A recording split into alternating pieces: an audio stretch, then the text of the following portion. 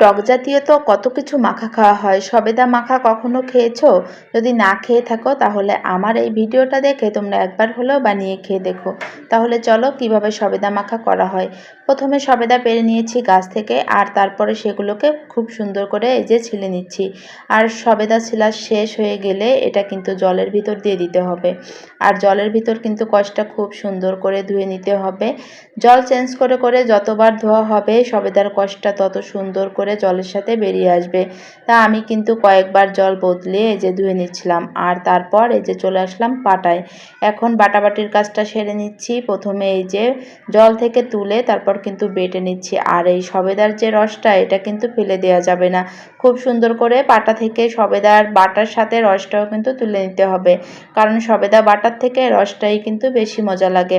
এখন আমি মাখানোর জন্য নিয়ে নিয়েছি পোড়ানো শুকনো মরিচ, তারপর নিয়েছি তেঁতুল আর লবণ। এখন সাথে একটু কাঁচামরিচও দিয়ে দিচ্ছি। তেঁতুলের সঙ্গে সবকিছু খুব ভালো করে মাখিয়ে নিতে হবে। আর এখানে তেঁতুলের পরিমাণটা একটু বাড়িয়ে দিতে হবে, কারণ সবেদাটা যেহেতু একটু কষ থাকে সেহেতু তেঁতুলটাই কিন্তু সবেদার কষটা কিন্তু ব্যালেন্স করতে সাহায্য করবে। সেহেতু তেঁতুলের পরিমাণটা অবশ্যই একটু বাড়িয়ে তারপর কিন্তু খুব সুন্দর করে মাখিয়ে নিতে হবে। সাথে কিন্তু একটু লেবু পাতাও দিয়ে দিয়েছি। আর এখন মাখানো শেষ, সবাই খেলেই কিন্তু হয়ে যাবে। তো এভাবে কি তোমরা কখনো সবেদা মাখা খেয়েছো? আর যদি না খেয়ে থাকো অবশ্যই আমাকে কমেন্টে জানিও, আর ভিডিওটা দেখে অবশ্যই একবার হলো ট্রাই করো আর খেয়ে আমাকে জানিও।